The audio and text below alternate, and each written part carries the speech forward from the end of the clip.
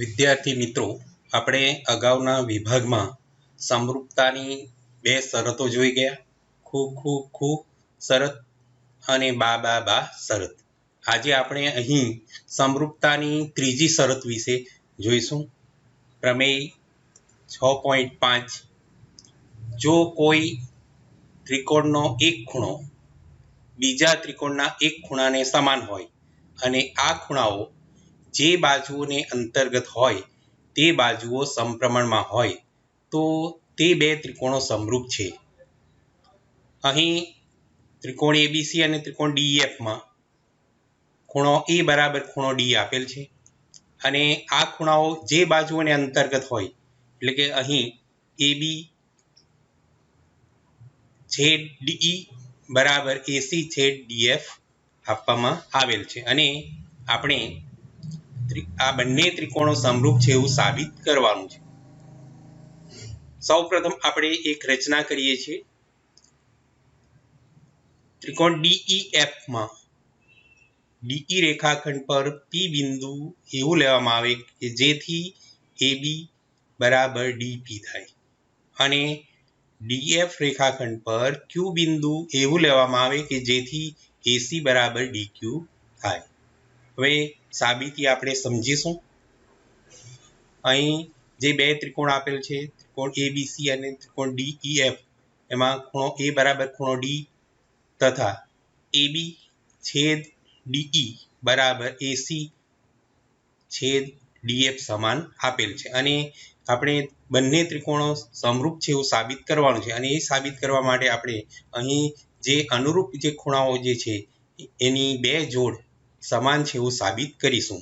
એ સાબિત કરવા માટે સૌથી પહેલાં આપણે આ જે શરત આપેલ છે એમાં એબી ની જગ્યાએ ડીપી લખીએ, એસીની જગ્યાએ ડીક્યુ લખીએ તો આપણને આ પરિણામ મળશે. ડીપી છેદ ડીઈ બરાબર ડીક્યુ છેદ ડીએફ થાય.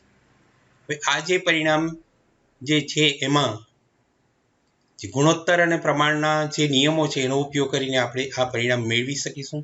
ડીપી છેદ પીઈ બરાબર ડીક્યુ છેદ ક્યુએફ અને આ રીતે બીજા ત્રિકોણમાં ત્રિકોણ ડીઈએફમાં ડીપી છેદ પીઈ બરાબર ડીક્યુ છેદ ક્યુએફ હોય તો જે સમપ્રમાણતાનું જે પ્રતિપ્રમેય જે છે તેના આધારે પીક્યુ જે રેખા જે છે એ ઈએફને સમાંતર થાય. એટલે કે અહીં આપણે પીક્યુ સમાંતર ઈએફ સાબિત કરી શકીએ અને એના ઉપરથી જો પીક્યુ સમાંતર ઈએફ હોય તો ખૂણો પી જે છે એ અને ખૂણો ઈ એ અનુકોણો બને છે અને રેખાઓ સમાંતર હોવાથી અનુકોણો સમાન હોય છે. એટલે કે પી બરાબર ઈ થશે અને એ જ રીતે પીક્યુ સમાંતર ઈએફની છેદિકા ડીએફથી બનતા અનુકોણો ખૂણો ક્યુ અને ખૂણો એફ પણ સમાન ખૂણા થાય છે. એટલે કે આપણને આ પરિણામ 3 મળશે અને ત્યારબાદ આ જે બે ત્રિકોણો લઈએ એ બી સી અને ડી પી ક્યુ એ માટે એબી બરાબર ડીપી થશે રચના દ્વારા. ખૂણો એ બરાબર ખૂણો ડી આપેલ છે અને એસી બરાબર ડીક્યુ એ પણ રચના દ્વારા સમાન થાય અને પરિણામે આ જે બે ત્રિકોણો જે છે એમાં બાખુબા શરતને આધારે એ બંને ત્રિકોણો એકરૂપ થશે. એટલે કે આપણે આ પરિણામ સાબિત કરી શકીએ. ત્રિકોણ એબીસી એકરૂપ ત્રિકોણ ડીપી ક્યુ અને બે ત્રિકોણો જો એકરૂપ હોય તો એના અનુરૂપ ખૂણાઓ સમાન થાય અને પરિણામે ખૂણો એ બરાબર ખૂણો ડી થશે, ખૂણો બી બરાબર ખૂણો પી થશે અને ખૂણો સી બરાબર ખૂણો ક્યુ આપણને મળે છે. આ વસ્તુ આપણને મળશે અને એના ઉપરથી આપણે આગળ સાબિત કરી ગયા કે પી બરાબર ખૂણો ઈ છે પરિણામ 3માં અને અહીં બી બરાબર ખૂણો પી છે એટલે કે બી બરાબર ખૂણો ઈ થશે અને એ જ રીતે ખૂણો સી બરાબર ખૂણો એફ થાય છે અને એના આધારે આ જે મૂળ ત્રિકોણો છે ત્રિકોણ એબીસી અને ત્રિકોણ ડીઈએફ એ સમરૂપ સાબિત કરી શકાય. આ રીતે મિત્રો આ પ્રમેય સાબિત કરતી વખતે આ જે 5 મુદ્દાઓ જે છે એ ક્રમમાં એક પછી પહેલા પરથી બીજો મુદ્દો કઈ રીતે મળે છે અને બીજા પરથી ત્રીજો અને એ રીતે કઈ રીતે મુદ્દાઓ મળે છે તેની સમજ બરાબર મેળવજો કે જેથી પ્રમેય યાદ રાખવામાં આપણને સરળતા રહેશે. હવે સાબિતી જોઈએ વ્યવસ્થિત.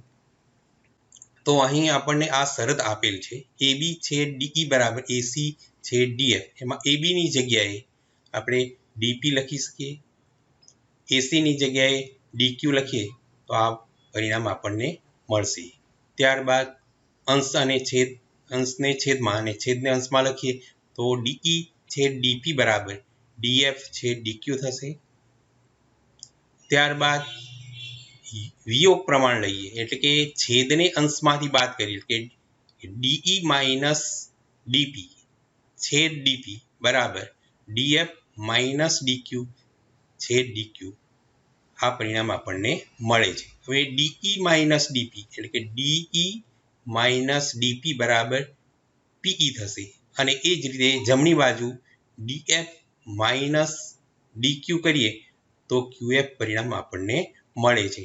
અને એ રીતે આ જે પરિણામ આપણને મળે છે તેને ફરીથી ઉલટ પ્રમાણ કરીએ એટલે કે અંશને છેદમાં અને છેદને અંશમાં લખીએ તો આપણને DP છેદ PE બરાબર DQ છેદ QF પરિણામ આપણને મળે છે.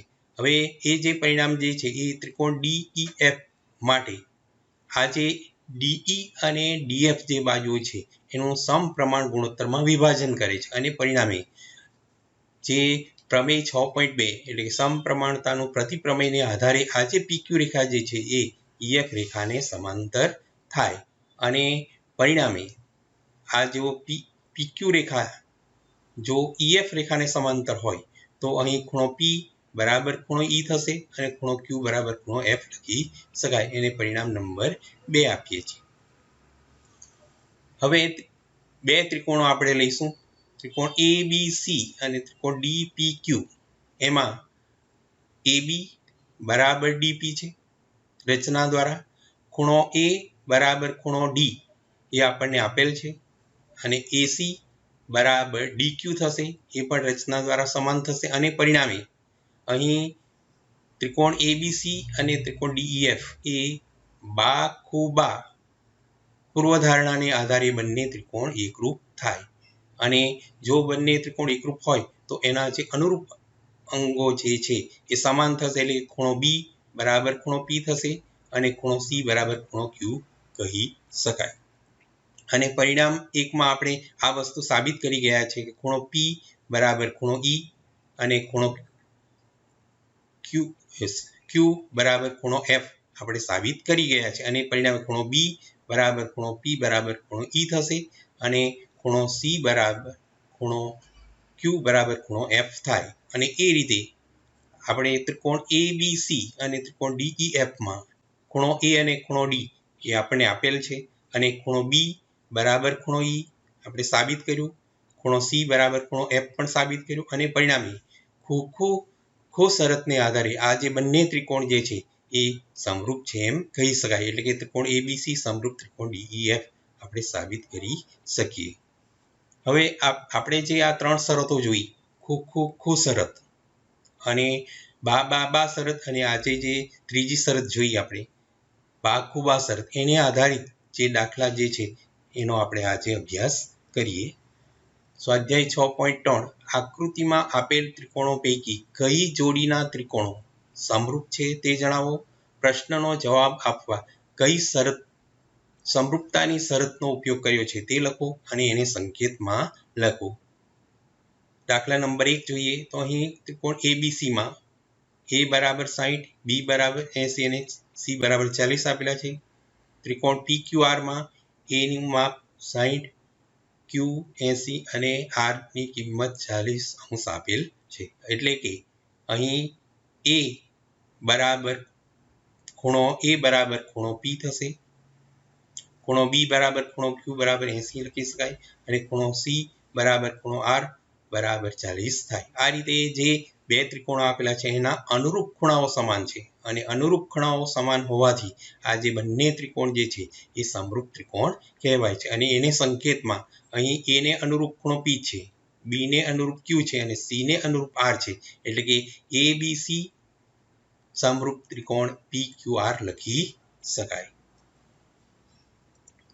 દાખલા નંબર 2 જોઈએ. અહીં ત્રિકોણ ABC માં AB બરાબર 2, BC બરાબર 2.5 એકમ અને AC બરાબર 3 એકમ. PQRમાં PQ બરાબર 6 એકમ, QR બરાબર 4 અને PRની કિંમત 5 એકમ આપવામાં આવેલ છે. અને એના આધારે આપણે આ બંને ત્રિકોણ સમરૂપ છે કે નહીં એ જોઈએ. તો અહીં પહેલો જે ત્રિકોણ છે એમાં સૌથી નાની બાજુ 2 છે અને PQR બીજા ત્રિકોણમાં સૌથી નાની બાજુ 4 એટલે કે QR છે. એ બંનેનો આપણે ગુણોત્તર મેળવીએ એટલે કે AB છેદ QR. AB ની કિંમત 2 છે અને QR ની કિંમત 4 છે એટલે કે 1/2 થશે. ત્યારબાદ 2 કરતાં મોટી કિંમત 2.5 લઈએ અને બીજા ત્રિકોણમાં 4 થી મોટી એટલે કે 5 એટલે કે BC અને PR નો ગુણોત્તર મેળવીએ એટલે કે BC છેદ RP અથવા PR એટલે કે 2.5 છેદમાં 5 બરાબર પણ 1/2 થશે.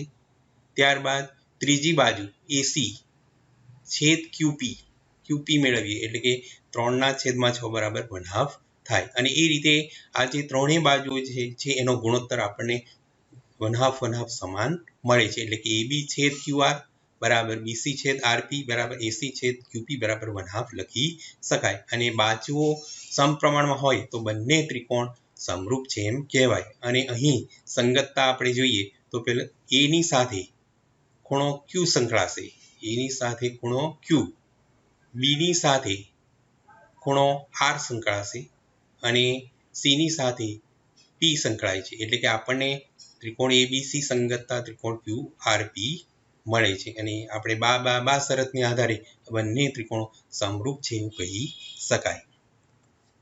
દાખલા નંબર 3 જોઈએ.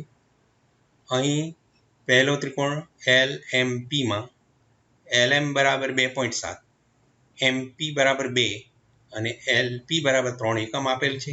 બીજા ત્રિકોણ DEFમાં DE 4 એકમ, EF 5 એકમ અને DF 6 એકમ આપેલ છે. પહેલા ત્રિકોણની સૌથી નાની બાજુ MP છે અને બીજા ત્રિકોણની સૌથી નાની બાજુ DE છે. એ બંનેનો ગુણોત્તર મેળવીએ એટલે કે MP છેદ ED બરાબર 2/4 બરાબર 1/2 થશે. બીજી બાજુ 2 કરતાં મોટી બાજુ 2.7 લઈએ એટલે કે LM લઈએ. ML છેદમાં બીજા ત્રિકોણની 4 કરતાં મોટી બાજુ EF છે એટલે કે ML છેદમાં EF એટલે કે 2.7 છેદમાં 5. અહીં 2.7 એટલે કે એના છેદમાં 10 એટલે કે 5 સાથે ગુણાકારમાં થશે એટલે કે 27/50 આપણને જવાબ મળે છે. ત્યારબાદ ત્રીજી બાજુ LP છેદ DF કરીએ તો LP ની કિંમત 3 અને DF એટલે કે FD ની કિંમત 6 થશે અને તે બરાબર આપણને 1/2 મળે છે. એટલે કે અહીં આ જે બાજુઓનો જે ગુણોત્તર છે એમાં બે બાજુઓનો ગુણોત્તર આપણને સમાન મળે છે પણ ત્રીજી બાજુ જે છે એનો ગુણોત્તર સમાન મળતો નથી. એટલે કે અહીં જે બાજુઓના માપ આપેલા છે એ સમપ્રમાણમાં ન હોવાથી બંને ત્રિકોણો સમરૂપ ત્રિકોણો નથી. દાખલા નંબર 4 જોઈએ. ત્રિકોણ MNL એમાં MN બરાબર 2.5, ML બરાબર 5 એકમ છે અને ખૂણો M ની કિંમત 70° આપેલ છે. બીજા ત્રિકોણ PQRમાં PQ બરાબર 5 એકમ, QR બરાબર 10 એકમ અને ખૂણો Q બરાબર 70 એકમ આપેલ છે. અહીં જે સૌથી નાની બાજુ 2.5 એટલે કે MN અને બીજા ત્રિકોણમાં PQ નો ગુણોત્તર મેળવીએ એટલે કે MN છેદમાં PQ બરાબર 2.5 છેદમાં 5 અને તે બરાબર 1/2 આપણને જવાબ મળે છે. બીજી બાજુ લઈએ ML છેદમાં QR એટલે કે ML ની કિંમત 5, QR ની કિંમત 10 એટલે કે તે બરાબર પણ 1/2 મળે છે. બીજું જે ખૂણાઓ આપેલા છે ખૂણો M બરાબર ખૂણો Q બરાબર 70 એટલે કે અહીં M અને Q એ સમાન ખૂણાઓ છે અને એ સમાન ખૂણાઓની અંતર્ગત બાજુઓ જે છે આ એ અહીં 70 જે છે M એને અંતર્ગત બાજુ MN અને ML અને એ જ રીતે ખૂણો Q જે છે એને અંતર્ગત બાજુઓ PQ અને QR એ સમગુણોત્તરમાં આપેલ છે અને તેથી બાકુબા શરતને આધારે એ બંને ત્રિકોણો સમરૂપ છે એમ કહી શકાય. અને અહીં આપણને સંગતતા જોઈએ તો ખૂણો M ને સંગત ખૂણો Q આવશે, N ને સંગત ખૂણો P આવશે અને L ને સંગત ખૂણો R આવશે. એટલે કે આપણને સંગતતા ત્રિકોણ MNL અને ત્રિકોણ QPR એ સમરૂપ ત્રિકોણો બનશે અને એ આપણે બાકુબા શરતને આધારે કહી શકીએ છીએ. દાખલા નંબર 5 જોઈશું. અહીં પહેલા ત્રિકોણમાં AB બરાબર 2.5, BC બરાબર 3 અને ખૂણો A બરાબર 80° આપેલ છે. બીજો જે ત્રિકોણ છે DEF માં EF ની કિંમત 6, DF ની કિંમત 5 અને ખૂણો F બરાબર 80 આપેલ છે. અહીં જે બાજુઓ જે આપેલ છે એમાં નાની બાજુ 2.5, બીજા ત્રિકોણમાં DF છે એ બંનેનો ગુણોત્તર મેળવીએ એટલે કે AB છેદ DF 2.5/5 બરાબર 1/2 થશે. બીજી બાજુ લઈએ તો BC છેદ EF લઈએ તો BC ની કિંમત 3, EF ની કિંમત 6 અને તે બરાબર 1/2 આપણને મળે છે. અહીં આ જે બે બાજુઓ જે છે એમાં પહેલા ત્રિકોણમાં AB અને BC એનો અંતર્ગત ખૂણો B થશે અને બીજા ત્રિકોણમાં EF અને DF એનો અંતર્ગત ખૂણો F છે. પણ B અને F આમાં B ની કિંમત આપેલ નથી અને F ની કિંમત 80 છે. એ બંને સમાન નથી એટલે કે ખૂણો B બરાબર ખૂણો F નથી. એટલે કે આ જે બે ત્રિકોણ જે છે એમાં અંતર્ગત જે ખૂણાઓ જે છે એ સમાન નથી અને તેથી આ જે બંને ત્રિકોણો સમરૂપ છે એવું કહી શકાતું નથી. દાખલા નંબર 6 જોઈએ. ત્રિકોણ DEF એમાં ખૂણો D ની કિંમત 70 છે અને ખૂણો E ની કિંમત 80 આપેલ છે. બીજો જે ત્રિકોણ છે ત્રિકોણ PQR એમાં ખૂણો Q બરાબર 80° અને R બરાબર 30° આપેલ છે. આપણે જાણીએ છીએ કે કોઈ પણ ત્રણ ત્રિકોણમાં ત્રણેય ખૂણાના માપનો સરવાળો 180 થાય છે.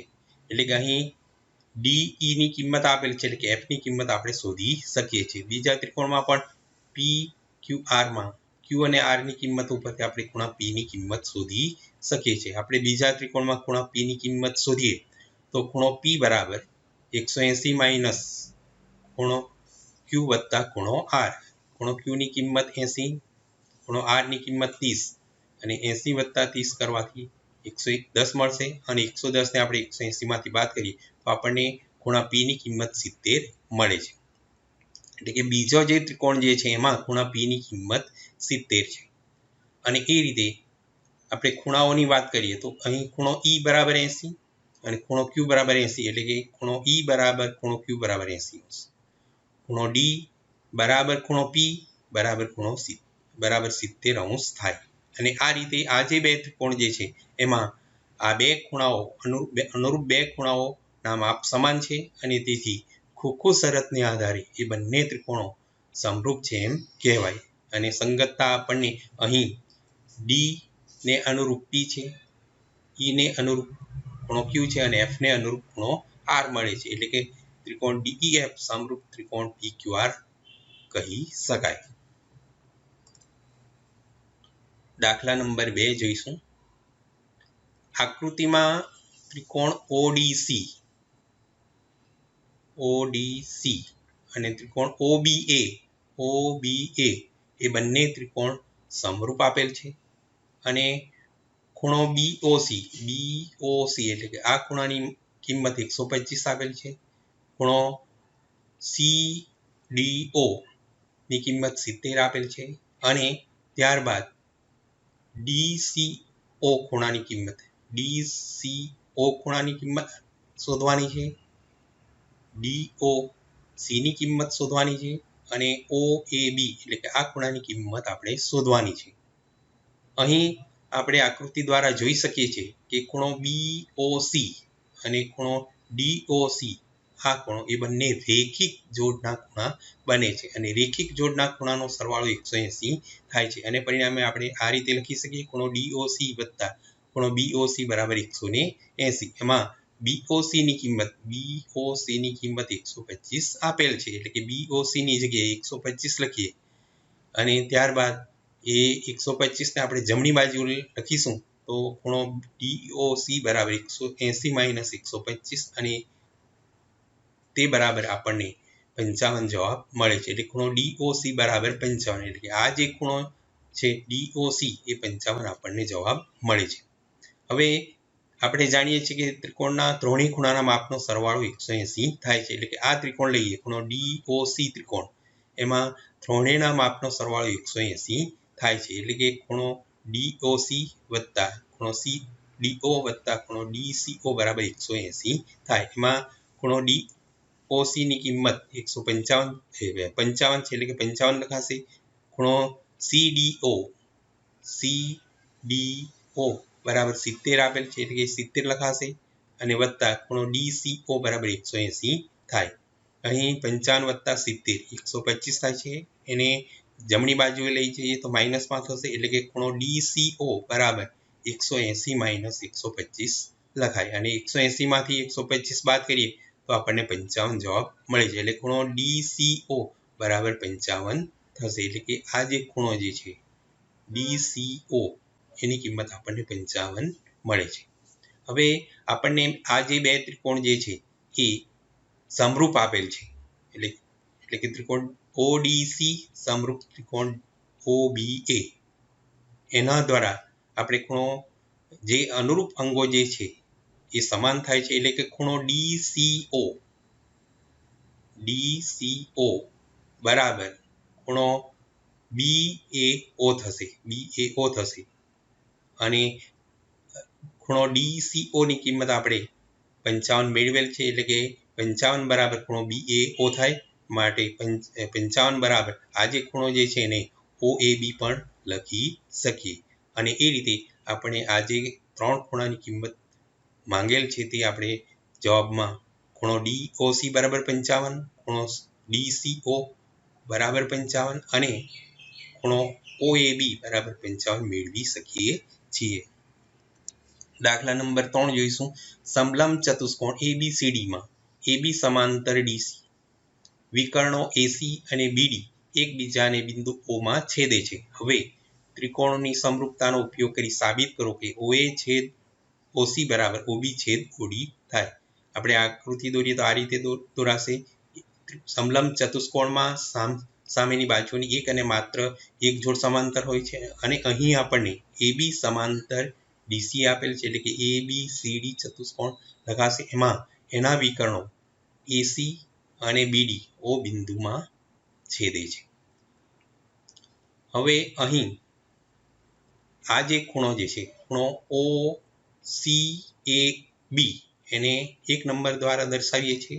ખૂણો DBA ને 2 નંબર દ્વારા, ખૂણો ACD 3 અને ખૂણો BCD ને 4 અંક દ્વારા આપણે દર્શાવીએ છીએ.